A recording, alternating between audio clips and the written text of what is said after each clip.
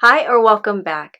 Have you noticed that when you ask someone how they're doing, the new normal seems to be tired or exhausted? And I can't blame anyone. I never hear anyone say, "Oh, I'm well rested," when I ask them how they're doing. It's really infrequent, and I can't actually remember the last time anyone said that. Any way that we can encourage and promote better sleep, I think, is going to be welcomed, especially if we can make it as easy and simple as possible. Therefore, I thought a good topic for today's video would be a little red fruit that has been an ancient remedy to promote deep, restful sleep, and it's been used for thousands of years. Let's talk about red dates for better sleep. Welcome to Mrs. Crunchy, where we discuss natural living in a modern world. This here, I'll do a close-up, is a jujube, also known as a jujube or a red date, and it has a bunch of other different names as well in different parts of the world. And while it is a date, and you are also probably more familiar with medjool dates, if I have any in my pantry, I will do a side-by-side. To me, they are very, very different when you look at them. Obviously, the color, the texture, even the flavor. To me, medjool dates are quite a bit sweeter, and these don't have as much sugar. They still have a slightly sweet flavor to them, but to me, they're just vastly different as far as the levels of sugar in them. They play such an important role in traditional Chinese medicine that they're known as the king of fruit. And they're used for anything from building strength, nourishing the blood, and also promoting a calm shen, which a shen is your spirit. So according to traditional Chinese medicine, this is conducive to keeping a calm spirit, which is why you're able to get better sleep. Now, the shen can also refer to the mind.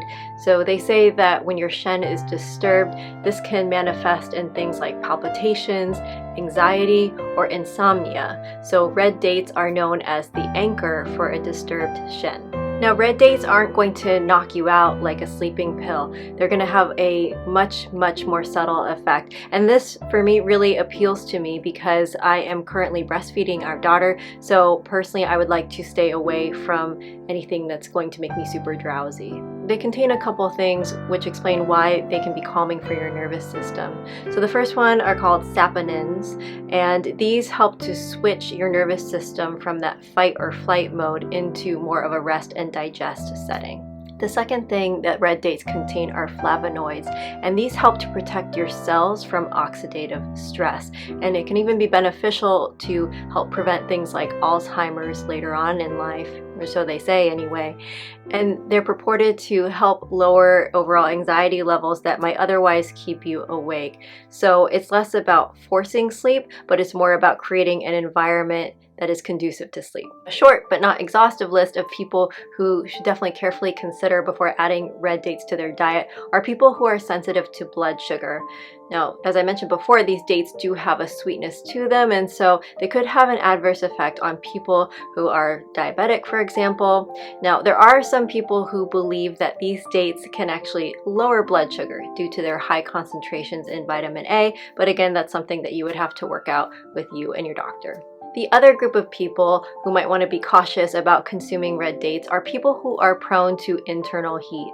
And again, this is more of a Eastern philosophy as opposed to the medicine that we are used to here in the West. So for example, I am prone towards a more warming constitution. So for me, I do not drink this tea in the summer. It's currently the winter and we're still having very chilly mornings and evenings here. So it's a perfect time for me to drink this tea, and I do not consume a lot of it either. Also, they say that people with latex allergies should avoid red dates as well. You can eat them just like this, and to be honest though, they're a little bit tough and the flesh tends to kind of stick around the pit, so I don't find that they're the easiest dried fruit to eat. So I prefer to drink them or take them as an infusion, which is the more traditional way you see of people prescribing red dates. I'm going to show you how I do this, and I learned this from a video from an actual traditional Chinese medicine expert.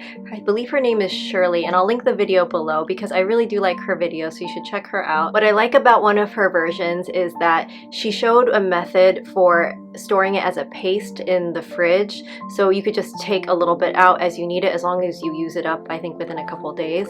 But it was so much easier than trying to make this tea. While not difficult, it is just another step, and it does take a little bit of time. So I think that a lot of people have a very busy nighttime schedule, so you don't want to add something that's just going to take some more time to your to-do list. So again, trying to keep it as simple and as easy as possible. I know for myself, I'm more likely to do it. So this is my tea right here, and they say to drink this anywhere from a couple hours to an hour before bed. Personally, if you've seen my video on chamomile, I think that it is better to drink it more like a couple hours before bed, because if you have to get up to use the restroom in the middle of the night, it is working against your cause of trying to get more sleep. It's very pleasant. It's delicately sweet. To me, it has sort of like a caramel, apple, like notes to it. And the texture, I usually have a spoon. I don't have it with me right now, but I usually drink mine with a spoon because it is kind of chunky, because it's got those pieces of red dates in it. It doesn't have to, depending on how you make it, but again, because I prefer the stronger flavor of having the thicker texture to it, I do find a spoon helpful. Here's the second way of making the red date tea. Very important that you score the red dates.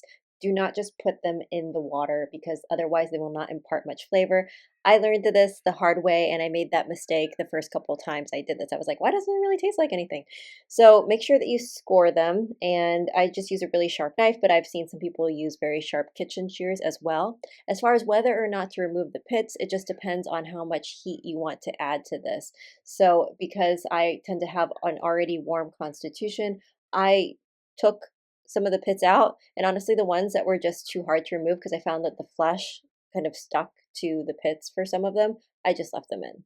So this is very simple as well. All you do is you take anywhere from 3 to 5 dried red dates per 1 cup of water. So I made this for multiple people in my family, so I think I used about 3 cups of water here, and so about 15. Next, bring the water up to a boil. The amount of time that you have to boil these will depend on how dry your dates are. So they recommend anywhere from 15 to 20 minutes. Mine took longer, more like 20 to 25 minutes. You just want to make sure that they're very soft.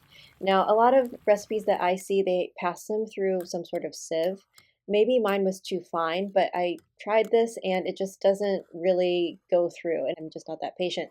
They become so soft for me that I just use the back of a spoon to crush them. And again, the consistency is going to be a little bit chunky. I do think that this method, compared to making them as a paste, offers a stronger, more flavorful brew. But the downside is that it does take a little bit longer, and you'd have to do this each time you want to have the tea. So it just depends on how much time you have. You can also add things like longanberries or goji berries, but from my understanding, it actually makes the tea more warming. So if you tend to have a cooler constitution, maybe that appeals to you, but I kept it simple and I just used the red dates and water. But I made this for me and someone else the other night, and we both said that we felt a mildly drowsy effect after we had it, and we didn't know if it was just in our head. So I'm going to drink this for a week. Obviously it's not going to be like a super scientific experiment, because I'm not going to be able to control all the variables. I am going to check back with you after a week, and I will let you know my personal experience with it. Good morning. I have been drinking the red date tea along with some family members for about a week, and we have noticed that, yeah, there is maybe a mild sedative effect that happens after we have the tea. It does seem to calm us a little bit. So it's something that we will continue drinking, at least during the winter months here. And I encourage you that if it's appropriate for you and it's something that appeals to you, check it out and let us know in the comments what you find. It's also been tricky for me to discern whether or not it's led to better quality sleep, because I do have an almost 6-month-old baby. So sleep quality isn't the greatest right now anyway. And I'm waking up at different times throughout the night, multiple times. So I don't know, it's hard for me to tell whether or not the tea has made a big difference. If you enjoyed this video, I'd really appreciate it if you gave it a thumbs up or shared it. It really does help the channel to grow. That's all I have for today, and I will see you all again soon.